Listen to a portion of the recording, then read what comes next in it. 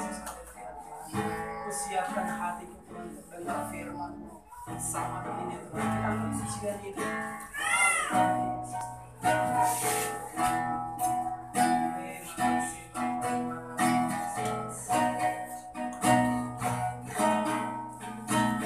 Siapkan hatiku Tuhan untuk dengar firman-Mu saat ini.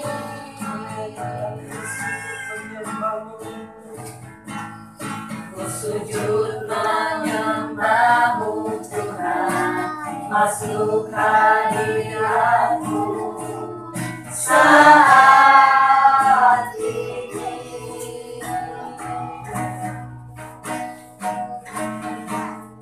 Curahkan rahmat-Mu Tuhan bagi jemaat-Mu saat ini.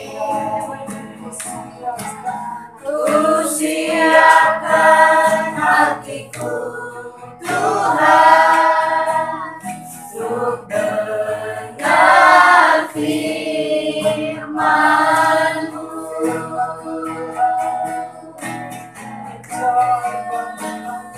Firman-Mu Tuhan, tiada berubah.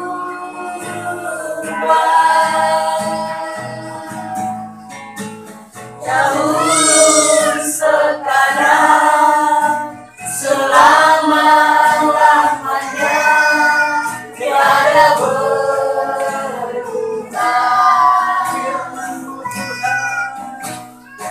Firman-Mu Tuhan, penolong hidupku.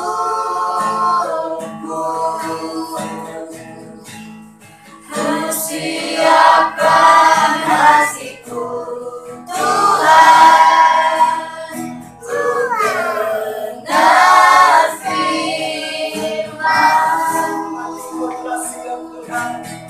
dengar firman-Mu. Hatiku telah siap Tuhan untuk dengar firman-Mu. Haleluya. Ini kami Tuhan, kami buka hati kami Tuhan untuk menerima firman Tuhan sebagai makanan rohani kami bertumbuh di dalam Tuhan, kami bertumbuh di dalam Allah sendiri Tuhan lewat kebenaran firman-Mu. Engkau urapi hamba-Mu yang akan menyampaikan firman-Mu Tuhan, setiap perkataan yang keluar dari mulutnya Tuhan kami dapat mengerti karena ada urapan Allah, ada pewahyuan yang Tuhan bukakan dalam kehidupannya Tuhan, sehingga dapat menyampaikan apa yang menjadi kehendak Tuhan bagi setiap kehidupan umat-Mu di tengah-tengah keluarga di tempat ini Tuhan, bahkan kami semua yang hadir. Terima kasih Bapa di surga, kami tolak setiap kuasa kegelapan yang coba mencuri perhatian kami, yang coba menggagalkan fokus kami Tuhan untuk tertuju kepada firman-Mu. Kami tolak di dalam nama Yesus, kami hanya tertuju kepada firman-Mu Tuhan yang memperkerakan dalam kehidupan kami. Terima kasih Bapa di surga, ini kami buka hati kami untuk ditaburi dengan kebenaran firman Tuhan. Dalam nama Tuhan Yesus kami berdoa mengucap syukur. Haleluya. Amin. Serahkan kepadamu. Puji Tuhan, salam. Shalom. Baik Mbak, sore hari ini kita bersyukur bersama-sama yang keluar dari tempat ini.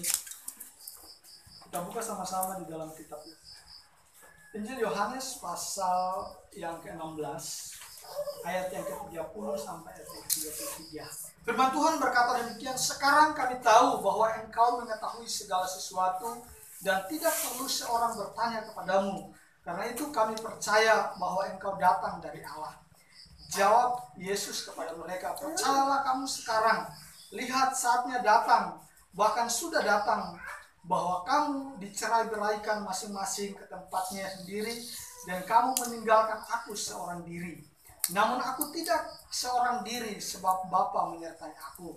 Semuanya itu kukatakan kepadamu supaya kamu beroleh damai sejahtera dalam aku. Dalam dunia kamu menderita penganiayaan, tetapi kuatkanlah hatimu.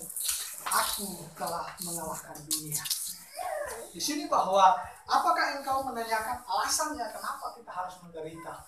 Kenapa kita harus mengalami semuanya itu? Itu menjadi pertanyaan kita. Kenapa manusia harus menderita? Karena proses Tuhan itu akan berjalan terus di dalam kehidupan kita. Baik orang kaya, orang miskin, orang yang berada, orang tidak berada, sama. Proses Tuhan itu tetap berlangsung. Kemudian Tuhan itu tetap berlangsung di masa-masa yang sukar, masa-masa yang kita alami, apalagi masa sekarang. Kita tidak perlu takut.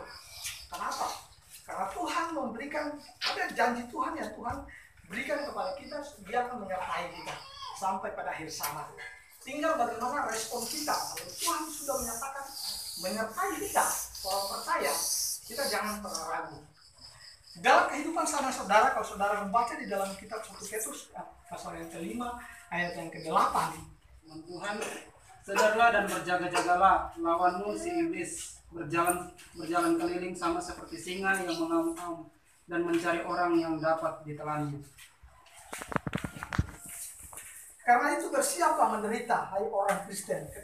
Jadi di dalam kehidupan saudara, penderitaan itu bagian dari hidup kita. Jadi jangan pernah takut dengan penderitaan. Karena penderitaan, siapapun itu dia pasti akan mengalami penderitaan. Jadi tinggal bagaimana respon kita. Menderita dengan cara apa, itu tergantung kita.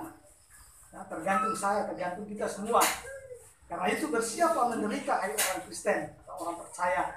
Kemudian lihatlah sekeliling, di manakah engkau berada, di negeri yang mana engkau ada. Karena lawan kita bukan darah dan daging, bukan saling tonjok dan sebagainya, tetapi penguasa-penguasa yang kasar, roh-roh di udara. Bersiaplah menjumpai masalah, tetapi janganlah putus asa ketika menjumpainya. Karena Allah menyertai engkau dan menolong, dan untuk menguatkanmu. Dia telah berfirman, aku akan menyertai engkau di dalam kesesakan. Aku akan meluputkan engkau dan memuliakan engkau. Kalau saudara baca di dalam Mazmur pasal yang 91 ayat yang ke-15, itu jelas. Bila ia berseru kepadaku, aku menjawab. Aku akan menjawab. Aku akan menyertai dia di dalam kesesakan. Aku akan meluputkannya dan memuliakannya. Artinya ini janji, ini harapan kita, orang-orang percaya kepada Tuhan. Jangan takut dengan situasi, kondisi apapun. Tetapi kita mawas diri, kita berjaga-jaga supaya hidup kita semakin hari semakin